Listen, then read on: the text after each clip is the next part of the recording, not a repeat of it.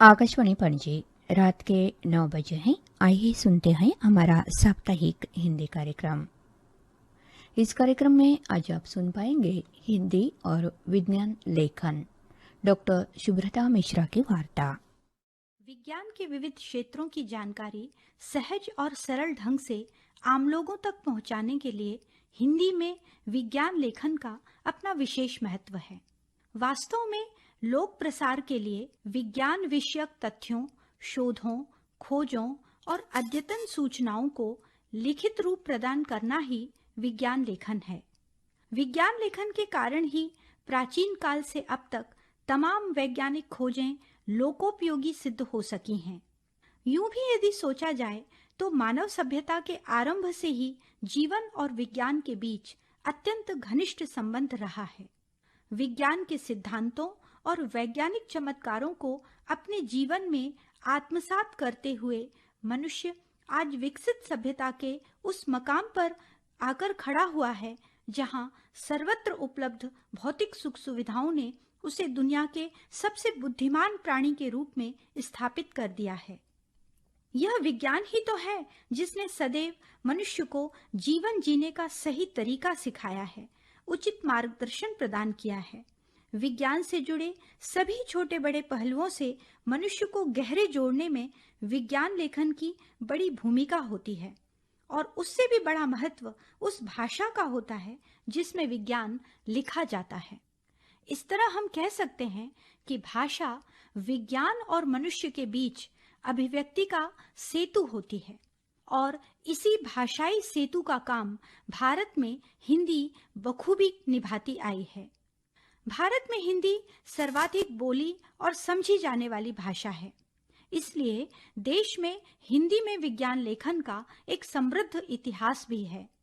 हिंदी में विज्ञान लेखन द्वारा भारत में विज्ञान संचार के प्रयास 19वीं सदी के उत्तरार्ध से शुरू हो गए थे।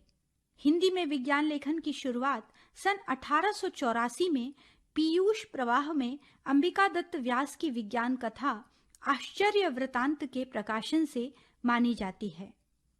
इसी तरह सन 1900 में सरस्वती पत्रिका के प्रथम अंक में केशव प्रसाद सिंह की विज्ञान कथा चंद्रलोक की यात्रा का भी उल्लेख मिलता है। वहीं हिंदी साहित्य के भारतेंदु और द्विवेदी युगीन लेखकों और संपादकों ने भी हिंदी में पर्याप्त विज्ञान लेखन किया।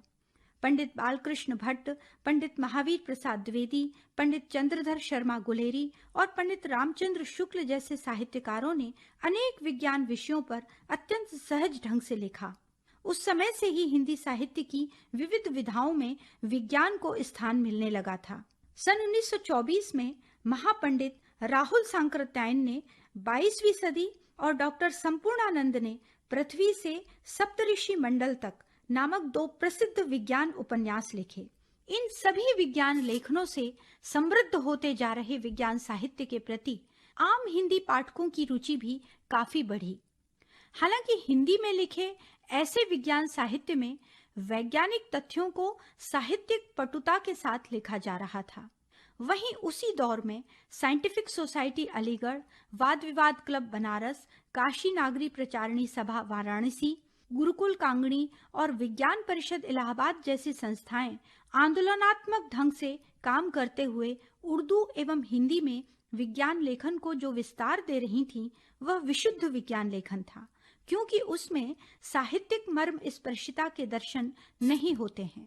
यहाँ तक कि उस समय ऐसे विशुद्ध विज्ञान लेखन के लिए हिंदी के शब्दों की कमी अनुभव की जाने लगी थी। अतः 8 वर्षों की कड़ी मेहनत के बाद काशी नागरी प्रचारणी सभा ने सन 1898 में एक वैज्ञानिक पारिभाषिक शब्दावली तैयार की, जिससे हिंदी में विज्ञान लेखन को एक सशक्त आधार मिला। इसी तरह विज्ञान परिषद इलाहाबाद ने सन 1914 में विज्ञान पत्रिका आरंभ करके हिंदी में विज्ञान लेखन के लिए नए द्वार भी खोले। हिंदी में विज्ञान लेखन की संभावनाओं को एक नवीन दृष्टि प्रदान करते हुए आचार्य रघुवीर ने शब्द निर्माण की वैज्ञानिक पद्धति द्वारा वर्ष 1943 से 1946 के बीच हिंदी, तमिल, बंगला और कन्नड़ में लगभग 6 लाख विज्ञान शब्दों के शब्दकोश प्रकाशित किए। इसी काम को आधार बनाते हुए भारत की स्वतंत्रता के बाद वैज्ञानिक तकनीकी शब्दावली के लिए शिक्षा मंत्रालय द्वारा सन 1950 में स्थापित एक बोर्ड के तत्वावधान में शब्दावली निर्माण का कार्य प्रारंभ हुआ। अंततः 1960 में केंद्रीय हिंदी निदेशालय और 1961 में वैज्ञानिक तथा तकनीकी शब्दावली आयोग की स्थापना हुई।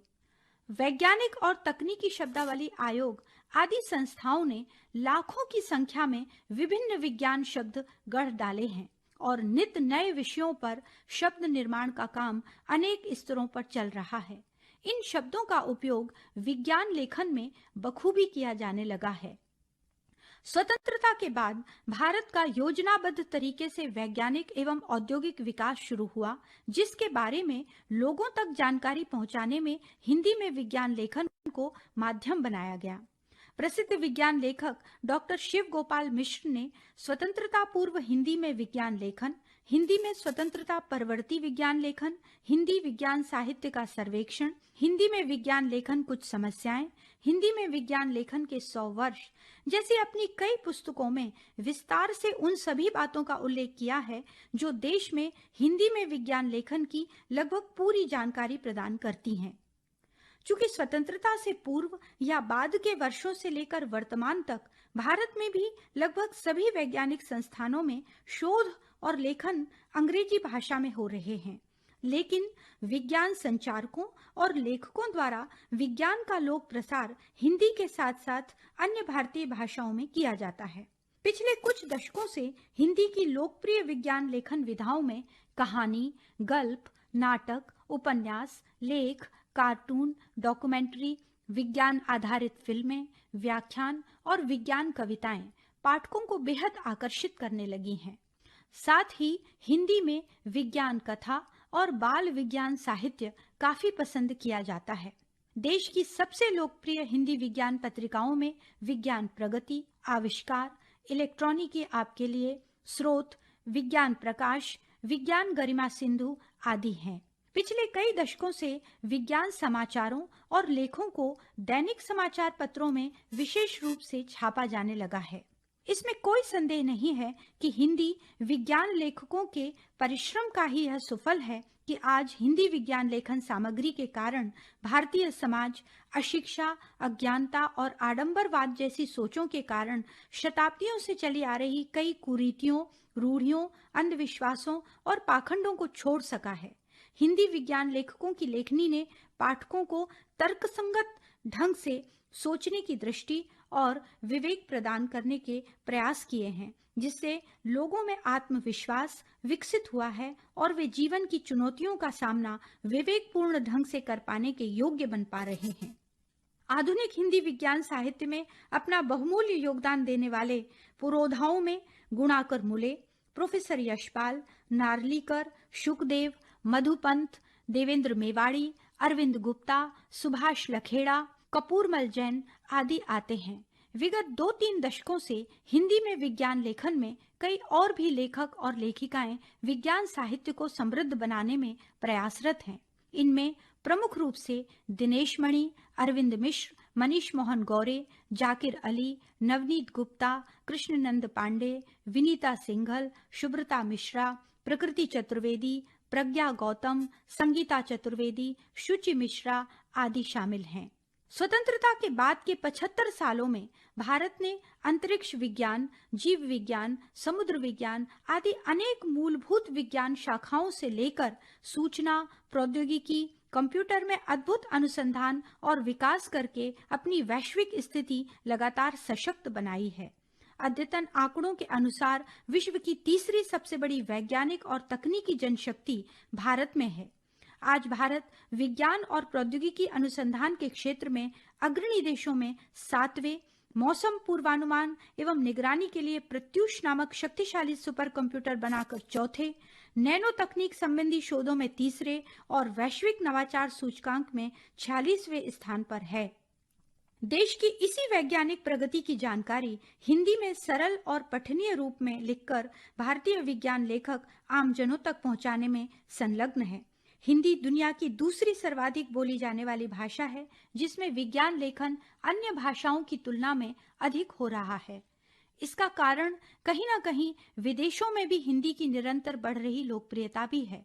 वैज्ञानिक स्वरूप से संपन्न देवनागरी लिपि के कारण हिंदी भाषा ने आज इंटरनेट, सूचना प्रौद्योगिकी तथा जनसंचार की नव्यतम संस्थितियों में स्वयं को बखूबी ढाल लिया है। हिंदी अपने डिजिटल स्वरूप में समृद्ध हो रही है। गूगल सर्च और सोशल मीडिया ने हिंदी में विज्ञान लेखन को आसान बना दिया है। एक ओर जहां इसका लाभ नवोदित हिंदी विज्ञान लेखकों को मिला है, तो दूसरी ओर हिंदी में विज्ञान लेखन के डिजिटल प्रसार से समाज भी लाभान्वित हो रहा है। हिंदी में विज्ञान लेखन का पूरा पूरा लाभ उठाने के लिए इस विधा को रोजगारपरक बनाने और सीधे शिक्षा से जोड़ने की आवश्यकता है। यदि भविष्य में इन सभी बातों को गंभीरता से लिया जाता है, तो निश्चित रूप से हिंदी विज्ञान लेखन व्यावसायिक स्तर पर विज्ञान लेखकों को न केवल रोजगार प्रदान करेगा, बल्कि उन्हें यथोचित सम्मान भी दिलाएगा। हिंदी में विज्ञान लेखन का प्रत्यक्ष प्रभाव देश की समग्र वैज्ञानिक चेतना पर पड़ेगा।